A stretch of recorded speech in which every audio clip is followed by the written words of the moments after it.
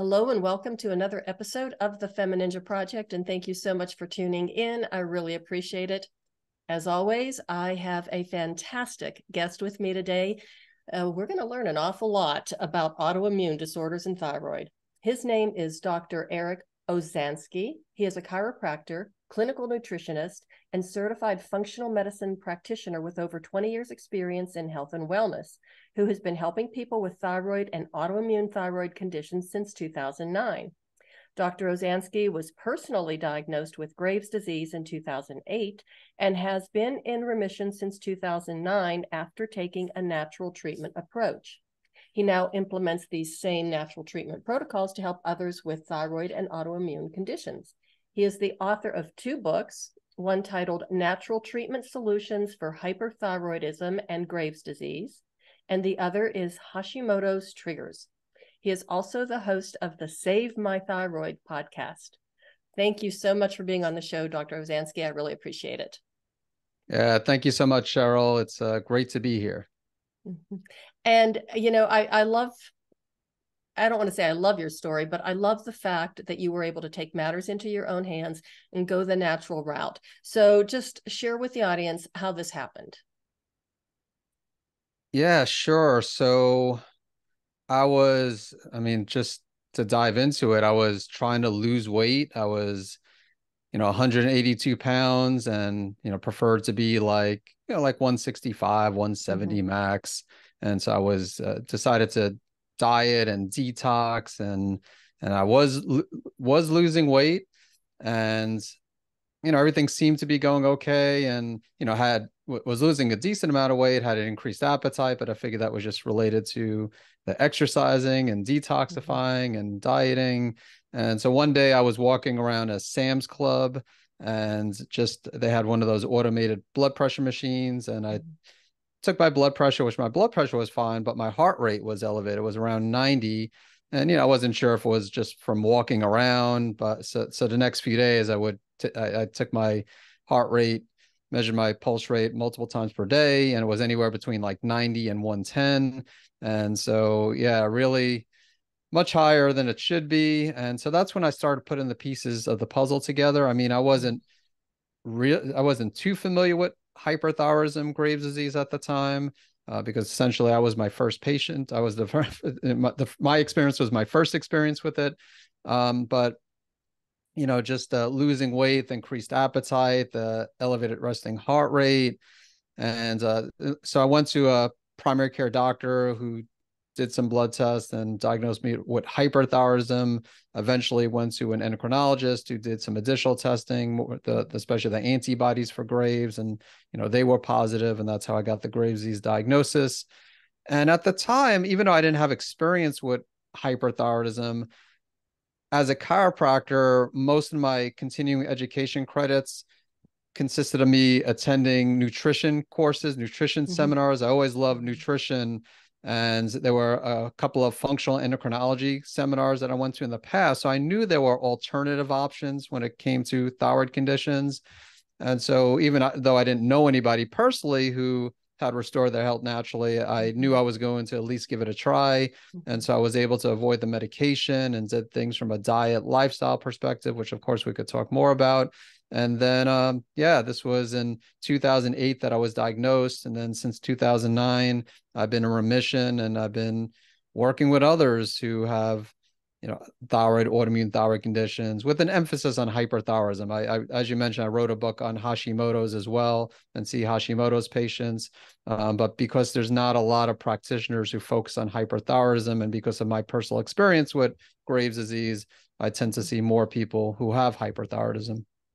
So tell us, just to clarify for the audience, like, for example, what are some of the symptoms of Graves' disease? What happens if it goes untreated? And what is the difference between, Graves' disease and other thyroid conditions? Sure. So it might be easier to start with that last one, like comparing what's the difference between, Graves and Hashimoto's, or hyperthyroidism and hypothyroidism, because actually hypothyroidism is a lot more common than hyperthyroidism. And so when you have hypothyroidism, low thyroid hormone levels, you have decreased metabolism, so you gain weight, you have lower energy. A lot of times you have brain fog, constipation, coldness are some of the common symptoms. But with hyperthyroidism, you have the opposite in most cases. And we could talk about exceptions, but so like in my case, I had the elevated resting heart rate. I had heart palpitations. I had tremors. And hair loss. You could have hair loss with both hyper, just imbalance in thyroid hormone. So I can't say it's typical just of hyperthyroidism, but just insomnia, anxiety. I mentioned with hypothyroidism, you have the loose, you have constipation. With hyper, a lot of times you have looser stools or increased frequency of bowel movements. So everything is revved up. I mean, there are some people who actually gain weight instead of lose weight. I mentioned I started out 182 pounds when I started dieting and detoxifying. I dropped all the way down to 140 pounds, so a 42-pound loss. And again, some of that I'm sure was due to the exercising and dieting, but a lot of that was also due to the hyperthyroidism. But essentially, those are the main differences between hyper and hypothyroidism. And it's also important to mention that most thyroid conditions are autoimmune in nature. So approximately 90% of people with hyperthyroidism have Graves disease, and approximately 90% of people with hypothyroidism have Hashimoto's. And so it's not really a thyroid condition. It's the immune system that essentially attacks the thyroid gland. And in the case of Hashimoto's, causes damage to the thyroid gland, which results in a low thyroid hormone. And then in the case of Graves disease, the immune system stimulates, like binds to the TSH receptors, which causes an increase in thyroid hormone. So what would happen if, someone with Graves' disease was untreated or went untreated? Yeah, I mean, the outcome probably wouldn't be good long term. I mean, definitely puts a lot of stress on the heart, and also lowers bone density. You have the increased bone turnover. So that's another problem with unmanaged Graves. And then there's something called thyroid storm that some people experience, which is a medical emergency. That's when the thyroid hormone levels get really high, and the person not only will have the elevated resting heart rate, like that could go like 140, 150, 160, like really high, but they might have like dizziness and vomiting. I mean, if someone experiences that, definitely want to go to the ER. But yeah, I mean, in some, it's rare, but I mean, if it's unmanaged and if it's severe, I mean, people could die from hyperthyroidism. Thankfully, I haven't encountered that with anybody I've worked with over the years, or even stories I haven't heard of anybody dying of, even people that I haven't been working with. But stories like in my Facebook groups or anything where like someone knew someone who knew someone with Graves or hyperthyroidism. But again, it is possible. So that would be obviously the worst case scenario. But the most likely scenario is, again, that we mentioned, decrease in bone density. You could have arrhythmias, atrial fibrillation, it's just issues with the heart, issues with the bones. So those are really the two of the main concerns. I should mention that with Graves, a decent number of people have what's called thyroid eye disease, also known as Graves ophthalmopathy, and that's where the immune system attacks the tissues of the eyes. And so it's not untreated hyperthyroidism, but I guess you could say by not addressing the autoimmune component of Graves, someone could develop thyroid eye disease, which in some cases could be pretty debilitating. I mean, you could get like severe eye bulging, but then also you get like double vision in more severe cases. So yeah, those are some of the consequences of unmanaged hyperthyroidism, and in the latter case, unmanaged Graves disease. So what is the traditional treatment? Because I don't know if you even tried the traditional treatment or if you just immediately went right to the alternative, more natural treatments. But what is the traditional treatment? Yeah, so there's typically three options that's given by endocrinologists. So the first option is anti-thyroid medication, and usually something called methimazole, with the brand name Tapazole in the United States, is usually given. There's another one called PTU, but it's a little bit more harsh on the liver. So usually they start with methimazole, and essentially it blocks the production of thyroid hormone, the anti-thyroid medication. And sometimes they'll get beta blockers as well, just which focus on lowering the heart rate, and some beta blockers inhibit the conversion of T4 to T3. So essentially lowering the active form of thyroid hormone. And so that's one treatment option. And I personally didn't take that. I would have taken it if I figured I tried the herbs and the herbs worked in my situation. But there are definitely patients of mine, people I work with, who do take the medication. And so I'm not encouraging anybody who's listening to this, who's taking it, to stop the medication. But that's one option. The second option that's given by many endocrinologists is radioactive iodine, which essentially the person swallows a pill that it pretty much ablates, the radiation ablates the thyroid gland, kills the cells of the thyroid gland. And the goal is to make the person hypothyroid. And yeah, it's a pretty extreme measure. And then the third option is surgery, just removing the thyroid gland, which also is extreme. And I'm not saying there's not a time and place, especially for surgery. I mean, in my opinion, I don't know if there's really a time and place for radioactive iodine. If I absolutely had to choose, between radioactive iodine and thyroid surgery, I wouldn't want to get surgery either. But to me, I'd rather do that than have the radiation. I mean, in certain countries, they have precautions where, you got to be like quarantined for a few days. They don't do that in the United States, but other, you can't get, if you're of childbearing age, you want to wait quite a while to get pregnant, yeah. So it's something that, I mean, if someone gets it, like if someone is listening to this and they have it, and, again, you can't undo it, but if someone's listening to this and they haven't had it, I would, of course, I'm going to be biased and say try to address it naturally, or at least at the very least, if someone needs to take the medication to manage the symptoms, to try to avoid or postpone the surgery, radioactive iodine, while trying to improve your health. So hopefully you could completely avoid those procedures.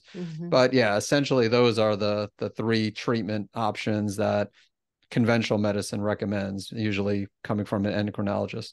Yeah, wow, that radioactive iodine just does not sound appealing at all. That sounds absolutely terrifying. So what are then the natural treatments? And the ones that you ended up trying and worked for you, and the ones that you use now? Sure. Well, when it comes to treatments, there's like a few different categories. So one is symptom management, because when we speak about the conventional medicine options, those three treatments are all really just trying to manage the hyperthyroidism, either take the medication, remove the thyroid, or receive radioactive iodine. So they're all focusing on eliminating the hyperthyroidism and not really addressing the cause of the problem. So when addressing it naturally, you still want to manage the symptoms. You want someone to be safe while trying to address the cause of the problem. So I took an herb called bugleweed, and bugleweed is an herb with anti-thyroid properties. So it helps to lower thyroid hormones, and it worked really well for me. It's worked really well for a lot of people, a lot of my patients. Again, it doesn't work for everyone. So that, like I said, there is a time and place for medication, but there's also other options too. Like I took bugleweed, but then I also took an herb called motherwort. And so motherwort is more like a natural beta blocker, so focuses more on the cardiovascular system. So I took bugleweed initially, was still having some heart palpitations, and I took motherwort, and that helped with the palpitations.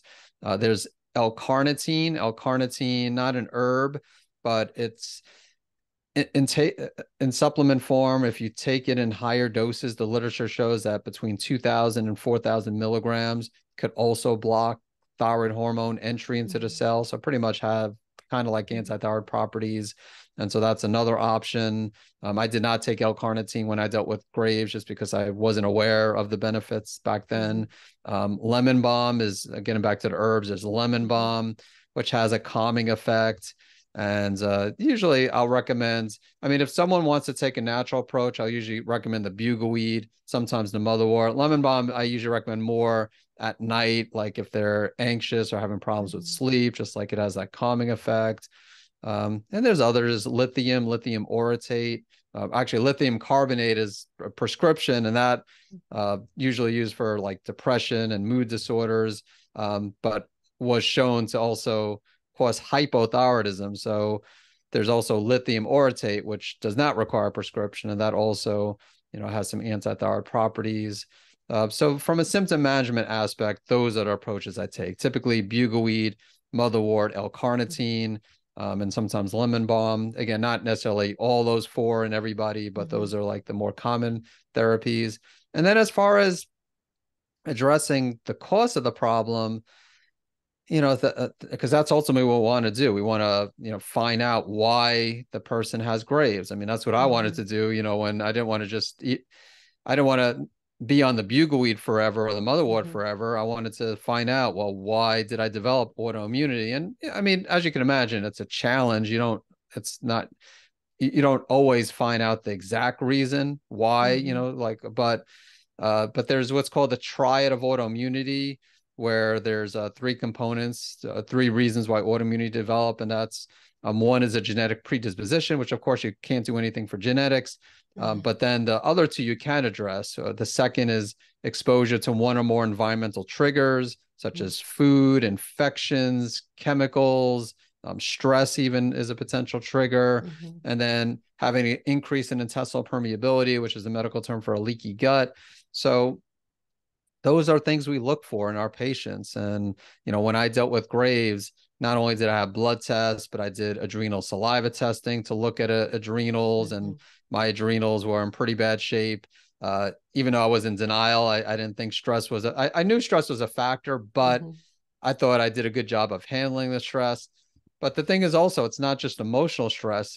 It's also when I was developing, I guess you could say, like Graves, one of the factors was overtraining. I mentioned I was exercising and dieting and detoxifying, and I definitely was overtraining. I should have known better with my background, but I didn't. And, so again, my adrenals, I'm sure stress, adrenals was a big factor in my case. And so just trying to do things to improve stress handling. And, I did take some supplements to help as well. Diet plays a big role. We could talk more about diet if you want. And, some people, we need to do gut testing. You need a healthy gut to have a healthy immune system. Most of the immune cells are located in the gut.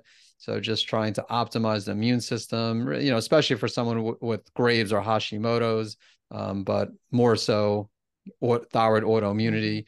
But again, healthy gut really is necessary for optimal health, I would say, even if you don't have an autoimmune condition. But yeah, we could talk more about that, but that essentially, is we want to manage the symptoms, keep the person safe. And if they want to do that naturally, great. If someone wants to take the anti-thyroid medication, which again, some people do, that's fine. But even if they do that, we want to try to find the triggers and do things to heal the gut. And, that's how we achieve a state of remission. And again, sometimes it's complex finding the trigger. Sometimes we need to dig deeper, do additional testing, but beats getting your thyroid removed or getting the radioactive iodine. I want to talk a little bit more about the overtraining, because I think that a lot of people think that you can't overtrain or train too much. So talk about that, because I know people who go to the gym every single day and they never take a day off. They never get take a rest, because they think they always have to be hitting the gym or hitting the pool or whatever it is that they're doing, especially for strength training. Yeah, I don't think my problem was going every day. It's been a while now, but I think I did take breaks. But when I went, I just went all out and I went too hard. Like really when you're, you want to feel it. And when you're done with the workout, you want that, of course, sense of accomplishment. And, but you don't want to be completely wiped out where you're like ready to collapse. And that was kind of where I was at the time, where just I was just overdoing it during the training session. So yeah, I'm pretty sure I took days off in between, but when I went to the gym, it was just, like going all out, just like kind of, if you're familiar with high intensity interval training, it was high intensity without the intervals, just like go, so but in high intensity interval training, for those who are listening who are familiar, you maybe go all out for like a minute or two, or sometimes even less, like 30 seconds, and then, take a break a little bit in between, and then you go all out again for whatever, 30 seconds to 2 minutes. So with me, I was just like really just not taking enough breaks during the training sessions.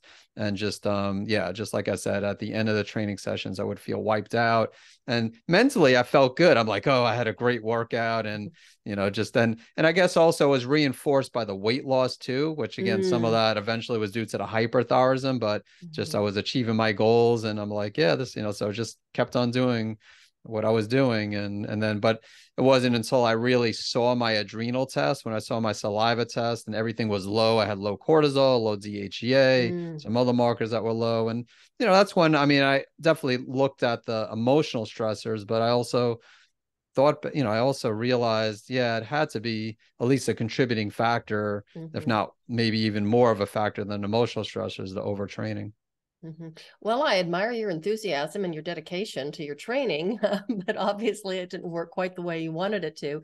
And the other thing I wanted you to address are the environmental, like the environmental stressors and the environmental, like toxins, what we're exposed to every single day in our lives, and how that impacts us. And what can we do about that to help minimize some of that toxicity? Yeah, no, definitely. I mean, so obviously you want to, from a food perspective, because we're exposed to a lot of toxins in food, pesticides, and then, people drinking water out of plastic bottles regularly, and then getting the xenoestrogens, which again, that's in the research. It's not just, just not just like natural practitioners, like chiropractors, naturopaths trying to scare people. I mean, if you look into PubMed, look into the research, there's clearly studies about, these plastics, the xenoestrogens, disrupting the endocrine system and negatively affecting the immune system. So I would say start with a healthy diet. Try to eat, if you can, organic as much as you can, especially like fruits, vegetables. If you eat meats, try to eat, like organic grass-fed beef, organic poultry. I mean, it's no win situation like when it comes to seafood, because I mean, yeah, like you definitely want to eat more wild, like wild salmon, but still, it's the ocean, besides like mercury and other, like besides heavy metals, there's again, like speak about plastics, there's like microplastics in the ocean. So again, it's, you can't completely escape it, and you got to weigh the risk versus benefits. I'm not saying never eat like seafood, but if someone's eating like especially larger fish, like swordfish, that could be really bad. Like, because the larger the fish, the more higher the toxic burden it has, and that passes on to you when you eat that fish. So I would stick with like smaller fish, and yeah. So getting back, so like I said, organic produce, vegetables, fruit, the meat. If you eat eggs, like organic eggs. So I would try to eat everything organic, so at least you're minimizing like the pesticides and herbicides, and just I mean, when it comes to overall environmental toxins, it's really scary when you think about it. And most people don't think about it because they can't see it. It's just, I mean, thousands of chemicals that we're exposed to. And once you step outside your home, there's not a whole lot you could do, but thankfully there's a lot you could do inside your home. And so besides the food, you could use like more natural cleaners, cosmetics. Like when I was younger, unfortunately my mother smoked inside the home, so there was that. But even besides that, she used like the sprays, the aerosol sprays, and just, not thinking, that we're inhaling those and the chemicals that are in there. And then, sprays that are like even people using on the countertops. I mean, there are natural alternatives to all those. And again, I know some people like their chemicals, like to clean the areas, and it doesn't mean you have to completely go natural. I would say those, like in the case of like cleaners, cosmetics, those things you use day in, day out, I would try to find natural alternatives. Even like deodorants, like deodorants has mercury, a lot of, not mercury, aluminum, a lot of deodorants have aluminum, so you could easily find aluminum free deodorants. Now again, some people will say, well, if it's not the same, and you might have to try a few different brands, but and same thing I guess with the sprays. But honestly, I find the sprays, you know, like natural sprays, or you can even make your own out of, you know, just like baking soda or apple cider vinegar or just regular vinegar, you know, so it's not even like you have to go out and buy, you know, sprays, natural sprays. And so anyway, there's a lot people could do inside their home, like pesticides is another thing. So if like you have someone like in the home, like spraying regularly, you got to think about that.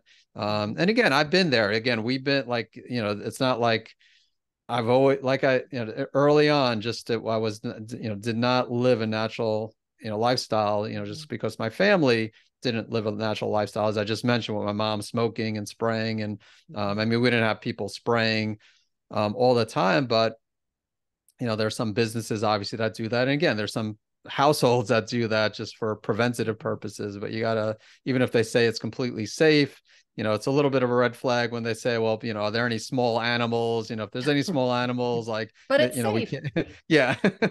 So, but yeah, so those are some of the things that you could do. And then, you know, you could do things not only to minimize exposure, but like you could, by eating plenty of vegetables, that helps to decrease or increase your elimination of these. You want to make sure you're having regular bowel movements. A lot of people are constipated, and you know, if you're only moving your bowels like once or twice a week, you know, that's going to make it difficult to eliminate toxins. You could sweat out the toxins either through exercise or, you know, I use a sauna a few times a week as well. You could get an air purifier as well, which, you know, we have 3 in our home. We have 1 at the office.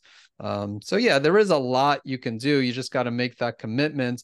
And I would say if it sounds overwhelming, you know, start slow. I mean, just start with, you know, maybe buying some organic food if you're not eating organic right now, or maybe if you are eating organic and you don't have an air purifier, you know, get one. If you, you know, if you, we mentioned we have 3 of them, you don't have to start with 3, get 1 for your bedroom. That's where you're spending probably most of the time.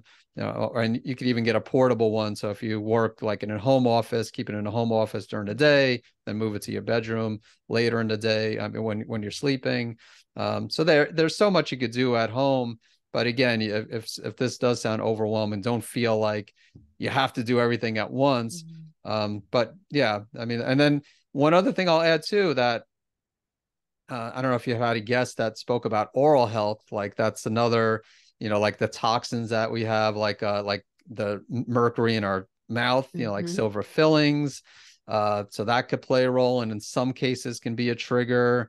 Yeah. Anyway, so I could go on and on, but just I figured I mentioned that because that's a concern. And if you go to conventional dentists, they might blow it off, or maybe even worse, they might remove it but not take the proper precautions, because there are special procedures to remove mercury amalgams, which like a holistic biological dentist would typically do.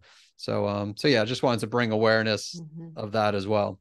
Well, this was a great list of things that, you know, people can start thinking about. I did interview a natural. She was a dental hygienist who created her own products, dental hygiene, you know, dental oral cleansing. And I did try her products, and they are really, really good. So for the listeners, oh my gosh, I can't remember the name of the episode but it was Dale Uger, I think is her name, but look for that. I mean, because if you really knew what was in your toothpaste and some of the oral products that we use, you would be horrified.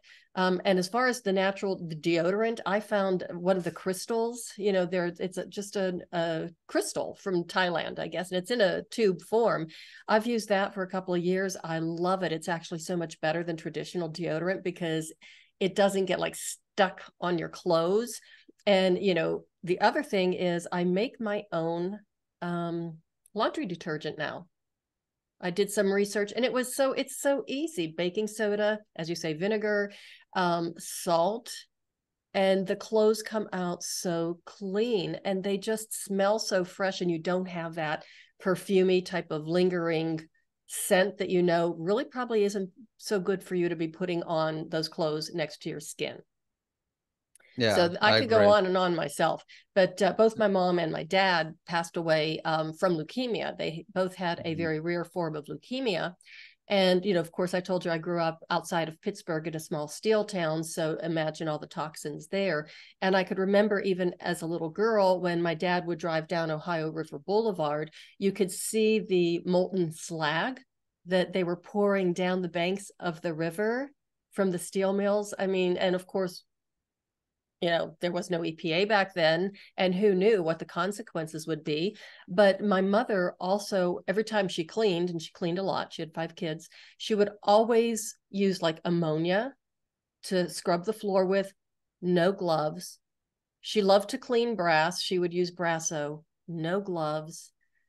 And I can't help but think that all of that toxicity was slowly building up for both of them. My dad was a builder and a steel worker. So, what you put in your body, what you put on your body, and what your environment is makes an incredible difference to your health and your wellness. Yeah, definitely agree. One thing also I should have covered a little bit more. I mentioned like not to drink water from plastic water bottles, but I didn't really get into like what do you drink then, because some people that's what they rely on. They just get them by the case, and I don't want people to say, okay, I'm not going to drink water from plastic bottles. I'll just drink the tap water, because again, you don't know what's going to be in the tap water. So I definitely recommend some type of filter. I mean, we use reverse osmosis. There is some controversy over removing like the minerals too, and if you're concerned, you could always add back the minerals. But I like it because it is pretty comprehensive in removing the environmental toxins. Whereas if you get like a, over the counter, like a Brita filter or something like that, it's better than tap, but still not quite removing as much. So, and there's others like Berkey filters have a pretty good reputation. So yeah, but yeah, I would try your best to avoid water out of tap, like tap water, and then water out of plastic bottles. And then even water from like a refrigerator filter usually also is kind of basic. It'll remove most of the chlorine, but again, there's who knows what else is in the water. So that's another area I would definitely focus on is that. And if you want to go a step further, not to again drive people crazy, thinking they have to like do all this at once, but maybe even get a shower filter. Because again, when you bathe and you're, absorbing all the chlorine, even if you just get a chlorine filter for the shower, I mean, you could definitely go beyond that. But just again, sometimes we don't think about, or maybe we're thinking about the water we drink, but when we're taking a shower, even a 5-10 minute shower, and we're doing that on a regular basis, the toxins that we're absorbing doing that. And just a little public service announcement here. Just remember, you don't have to make all these changes all at once. I think what would work for me is to sit down and just create a list and maybe prioritize some of the changes that I want to do and just add them incrementally, one at a time. Might even be a big shock to your system if all of a sudden you change everything and you go absolutely toxin-free and clean in one fell swoop. You might have, what is it called? A healing crisis? Yeah, you could have like a Herx reaction. I mean, you could, again, you do want to be careful, and it's not a bad idea to take it slow.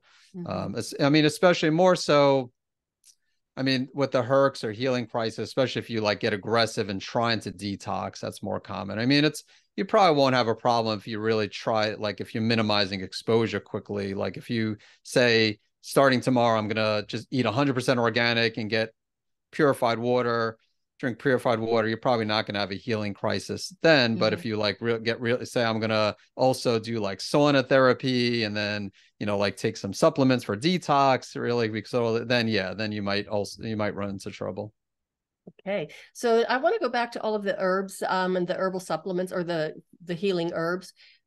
Where and how did you learn that and get your education? Was that part of your functional medicine program and certification, or did you do your own research?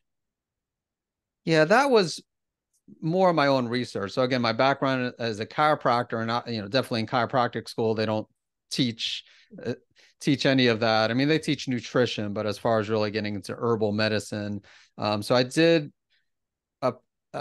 get a certification in phytotherapy and herbal medicine. There's a herbalist, well-known herbalist, Kerry Bone, and he has a program. So that's really where that, and then I mentioned I went through like my continuing education credits. I would always go through nutrition seminars, and they also touched upon herbs a lot when I went to the seminars. So I learned a lot during getting my CE credits, but then I took that herbal certification. When I went through my master's in nutrition, they really didn't talk about herbs. And then Institute for Functional Medicine, that program, I mean, they spoke about herbs, but really not when it came to hyperthyroidism. There was definitely information on endocrinology and the balancing the hormones, but hyperthyroidism, again, there's just not a lot out there. So yeah, I don't think pretty sure they didn't mention anything with bugleweed, and that was years after I dealt with Graves. So prior, when I dealt with Graves, and I knew about bugleweed and motherwort really based on the CE credits, like, or, going through the continuing education credits. And then from that point on, that's when I took the course in herbal medicine, and then the phytotherapy course. And then I got my master's in nutrition and the functional medicine course. But in all those, really, they didn't get into too much herbs. I mean, some of the basics, some of them, like when going through functional medicine training, they might mention things like ashwagandha, which is pretty common to help support adrenals, and things like milk thistle to help with liver. So really more basic. But the herbal medicine, the phytotherapy course, that was pretty comprehensive, and that went into again, that spoke about bugleweed and motherwort and some of the other herbs. So that was helpful. But like I said, even before that, I knew about it because I didn't take that course until after I was dealing with hyperthyroidism. And so thankfully the courses, the seminars I attended prior to my diagnosis covered those natural symptom management options, or else I might have been taking the anti-thyroid medication. And again, if that's the case, like I said, I don't want anybody to feel bad if they have to take. I mean, there's a time and place for the medication. You're still saving your thyroid by, like you're still avoiding the radioactive iodine thyroid surgery. If someone has to take methimazole, for example, or even PTU while trying to address the cause of the problem, that's fine. I mean, same thing with Hashimoto's. A lot of people with hypothyroidism Hashimoto's are just told to take thyroid hormone replacements. And that's it. And there's a time and place for that. I mean, some people need to be on thyroid hormone replacement. The problem is that's the only thing they do when you go to the medical doctor, and they don't do anything for the immune system component. So like Hashimoto's, you have that immune system damaging the thyroid gland. So if you take something like levothyroxine or desiccated thyroid, you still want to do things to remove triggers as well as heal the gut. Wow. You've been busy. That's all I can say. And speaking of busy, then, when did you write your books, and what prompted you to write them? Yeah, so good question. Natural Treatment Solutions for Hyperthyroidism and Graves, the first edition was 2011. And, I just wanted to give my perspective, and just also, I mean, a big reason, honestly, there's not a lot of resources out there for hyperthyroidism. There were a few books out there, and books out now, but yeah, I definitely wanted to give my perspective, and then also another resource for those with hyperthyroidism. And then 2013, I updated it, and actually just recently, 2023, September 2023, came out with the third edition of my book. So 10 years later, I decided to update it. And I was working and still am working on a different, like a more diet related hyperthyroid book. And I took a break from that because I was skimming through my second edition. I'm like, it's been 10 years. I really need to update it. So I just released that. And the audiobook is coming out soon as well too. So I'm excited about that. And then 2018 is when I released Hashimoto's Triggers. And I just wanted to write a book on Hashimoto's. I guess just even though my focus has always been more on hyperthyroidism, I still also saw a fair amount of people with Hashimoto's, and just, probably will be my only book just because I put everything in that book. I'm like, okay, this probably will be my one and only book on Hashimoto's, but it's like over 500 pages. So it really is comprehensive. And if someone reads it, they don't have to read it from front to cover. I mean, from front to end, from front cover to back cover.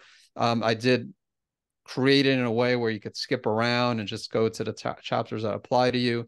But yeah, I felt like I wanted to give also my perspective on Hashimoto's. But like I said, I'm working on another book with hyperthyroidism. I don't think that'll happen with Hashimoto's, just because, again, there's plenty of books out there for Hashimoto's. And now I have that one book that focuses on my perspective, but I feel like there's more that could be said about hyperthyroidism. Like, in my book that's out now, there's a diet section, and it's great and it's helped a lot of people, but some people want to dig deeper and they want a better understanding of why they have to make the changes for the diet. And again, there's no perfect diet for everybody, as well. So anyway, I decided just to come out with another book, which hopefully the first quarter of 2024, that's the goal, for coming out with the next book that focuses more on hyperthyroidism from a diet perspective. And yeah, so those are my two books that are out now. A third one on its way. Wow. Well, congratulations. That's an incredible amount of work. Like I said, you have been busy. Yeah, it's between that and the Save My Thyroid podcast, as you mentioned. It's yeah, always keeping busy, but it's fun. It's I mean, obviously it's not fun when I sit down for the first time and someone's not feeling good and all that, but just I can relate with what they're going through, because I went through it. And again, there's a lot of people, a lot of practitioners that can help people with Hashimoto's, but just a shortage out there of those with hyperthyroidism Graves. So I do enjoy what I do. I enjoy writing the book. I mean, to say my thyroid podcast helps, like it focuses not just a little bit of an emphasis on hyperthyroidism, but honestly, most of the episodes also will benefit those with Hashimoto's. But yeah, you know how fun podcasting is. So that, I guess the fun part is like, doing like interviews and just teaching people, having live events. I have usually like 3-4 live events every year. Many times they're free, where just to educate people. So that's where I really enjoy just, showing people that they can save their thyroid. So when did you launch your podcast? And what made you decide, hey, I think I'm going to do a podcast? I'm always fascinated by that, because I fell into podcasting accidentally, like almost everything else in my life. And I didn't quite go willingly, but now it's like, you're, I think, episode 290. So obviously I like it. Yeah. The low 200. So actually 200, maybe 209 or two, some, yeah. So not 290 yet, but, yeah, I launched it in 2020, summer of 2021. I think it was like late August 2021. And yeah, I mean, I wanted to do one prior to that, but just didn't have the bandwidth to do it at the time. And then just was like, I'm never going to have the bandwidth, or at least that's how I'm going to feel. I'm never going to have the bandwidth. So I'm just going to do it. And I just felt like most of the thyroid related podcasts focus more on hypothyroidism and Hashimoto's and not enough on hyperthyroidism. So initially my goal was to just focus on hyperthyroidism, but then I realized when I had guest experts, most of them didn't have much knowledge with hyperthyroidism. So I'm like, you know what, I'm just going to have an episode or have a podcast with a little bit of an emphasis on hyperthyroidism, but most of the, at least guest episodes where I interview someone just like we're doing now, I will benefit those with hyperthyroidism and Hashimoto's. And yeah, I started out with just one a week. And then I decided, just someone else was talking about, well, why don't you do like just a Q&A episode, like a second one. And I was a little bit hesitant, but I'm like, yeah, I could do like a 5-10 minute episode just to provide even more information. So yeah, for, I guess, like now a year and a half, I've been releasing 2 episodes, like a more comprehensive one on Tuesdays, and then Thursdays, usually like a shorter Q&A where I might answer like a single question, sometimes multiple questions from like people. But yeah, it's been fun. Just like, as having these conversations, I learn things when I interview people, and just nice to make connections. And, most importantly, just like teaching others, just having, people get back to you and just say, oh, wow, I just really enjoyed that episode. And, that's really the motivation to keep going, is just, getting compliments from others. And yeah, just so I, at least for now, I have no intentions on stopping. Well, it is a great way to network, as well as to get your message out and to help people at the same time, and, meet new people and just learn new things. I just love the fact that I get to talk to so many fascinating people who have such interesting stories and valuable information to share with the audience as well. It's just, it's a great, I never thought I would enjoy it as much as I do. Yeah. Yeah. I've listened to some of your episodes. Yeah. You have a really good podcast as well. So, Thank you. so yeah, definitely, hopefully you also plan on just going, going and going in the future. Okay, so tell the audience where they can find you, how they can connect with you, if they, have questions for you. All of these, all of your links are going to be in the show notes, of course, but I really like for the guests to be able to articulate. It just gives it's a little bit more of a personal touch. Sure. So, I mean, my books, Natural Treatment Solutions for Hyperthyroidism and Graves, again, third edition now. That could be found on Amazon or even Barnes and Noble's website. And then Hashimoto's Trigger. So those are two ways. And then I actually have two websites, not to be confusing, but SaveMyThyroid.com. That's really what's hosting my podcast episodes. So if you want to check out the Save My Thyroid podcast, you could visit SaveMyThyroid.com and click on podcast, or you could just go to your favorite podcast platform and type in Save My Thyroid. But my original website actually is naturalendocrinesolutions.com, which was released in 2010. And that has hundreds of articles. Back then, I don't write a whole lot of articles these days. Now it's mostly the podcast and the books, but back then I was writing articles pretty regularly. So there's hundreds of articles, blog posts related to both hyperthyroidism and Hashimoto's. And that's essentially it. I have a YouTube channel, Natural Thyroid Doctor, as well, where I have videos as well. A lot of the videos are my podcast. So you can listen to the episodes on the podcast. And if you want to view the interviews on YouTube, you could go there. Excellent. Yes. And I have all those links already in the show notes because I did. I'm a ninja. What can I say? I stalk people. So Dr. Osansky, thank you so much for being here today. Is there one final pearl of wisdom you would like to drop on the audience before we sign off? Yeah, again, I would just say that there's almost always hope. I mean, again, there are cases where, like, if someone has thyroid cancer, I'm not saying there's not natural treatments, but again, in that case, maybe, like surgery might be necessary. But most cases of Graves disease, hyperthyroidism, Graves disease, there's hopes, and with just remember what both Graves and Hashimoto's, there are immune system conditions, that affect the thyroid. So it's fine if you need to do things to manage the thyroid, but you always want to do things to optimize your immune system. Great words of advice. I really appreciate it. Thanks again for being on the show. This has been fantastic. Yeah, thank you so much, Cheryl. I appreciate you having me. Everybody, thank you so much for listening. What a fantastic episode. So much incredible information. So do consider making a list of small changes you could make just to, detoxify, have a better, healthier environment to live in. Consider what you're putting in your body and on your skin, because even small little changes can make an incredibly impact on your health, your wellness, your fitness and vitality, and your thyroid. And that is the way of the FemiNinja.